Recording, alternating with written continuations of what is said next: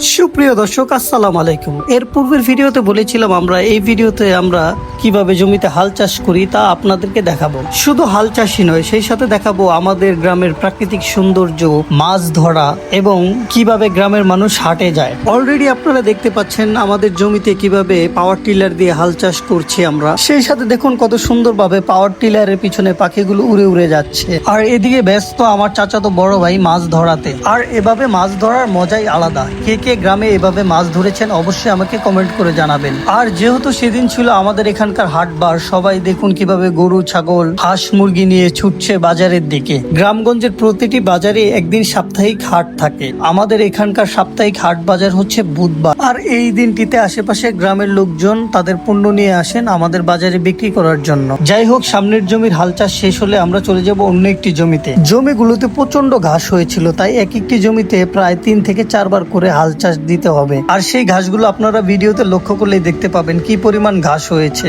আর যারা ভাবেন ধান চাষ করা অনেক সহজ, আসলে ধান চাষ করা এতটাও সহজ না। এর পিছনে রয়েছে অনেক পরিশ্রম। আর অর্থের কথা নাই বললাম, যে পরিমাণ টাকা খরচ করে একটি জমিতে ধান উৎপাদন করতে হয়, ধান বিক্রি করতে গেলে সে পরিমাণ টাকা মোটেও পাওয়া যায় না। এর বড় কারণ হচ্ছে আমাদের বাংলাদেশের বাজারের সিন্ডিকেট ব্যবস্থা। এ ব্যাপারে কথা বলতে গেলে কথা রাজনৈতিক দিকে চলে যাবে, সে ব্যাপারে কথা নাই বললাম। সেই সাথে সার এবং অন্যান্য দ্রব্যমূল্যের দাম দিন দিন বৃদ্ধি পাচ্ছে। তেলের দাম বাড়ার কারণে এখন হাল চাষেরও খরচ বেশি, যেহেতু এই মেশিনগুলো ডিজেল দিয়ে চলে। আর সেই সাথে যারা এখন ধান রোপণ করেন তারাও তাদের পারিশ্রমিক বাড়িয়ে দিয়েছে। আর আমার কথা শুনে অনেকেই বলবেন এত সমস্যা, তাহলে ধান চাষ করেন কেন, না করলেই পারেন। আর আমি বলবো কিছু করার নাই, ধানের জমি আছে বলেই ধান চাষ করতে হয়। আর কৃষক শুধু নিজে খাওয়ার জন্যই ধান চাষ করে না, সবাইকে খাওয়ানোর জন্যই ধান চাষ করে। আর এর মধ্যে হঠাৎ বৃষ্টি নামার কারণে আমি বাসায় চলে আসি। আর যিনি জমিতে হাল চাষ করছিলেন তিনি কিন্তু বৃষ্টিতে ভিজে ভিজেই হাল চাষ করছিলেন। এভাবে ঝড় বৃষ্টি মাথায় নিয়েই আমাদের কৃষক ভাইরা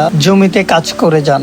আর বিকেলের দিকে বাজারে কিছু চিতল মাছের পোনা উঠে, আমি কয়েকটা কিনে আনি আমাদের বাসার সামনের ছোট পুকুরের জন্য। যদিও চিতল মাছ পুকুরে থাকা অন্যান্য ছোট মাছের পোনা খেয়ে ফেলে, তারপরেও শখ করে ছাড়লাম আর কি। 2-3 বার হাল চাষ করার পরেও কি পরিমাণ ঘাস বাছাই করে তুলতে হয় তা একটু লক্ষ্য করে দেখুন। এই ঘাস বাছার পরে আবারও একটি করে হাল চাষ করতে হবে জমিতে, এবং তারপরে যখন ধান লাগানো হবে তারপর আবার জমিতে ঘাস মরার জন্য স্প্রে করতে হবে। ধারাবাহিকভাবে সেই প্রসেসগুলো আপনাদেরকে দেখাবো। তবে আজ এখানেই বিদায় নিব। সবাই ভালো থাকবেন, সুস্থ থাকবেন, আর আমার চ্যানেলটি সাবস্ক্রাইব করে বেল আইকন প্রেস করে সাথেই থাকবেন। ধন্যবাদ। আল্লাহ হাফেজ।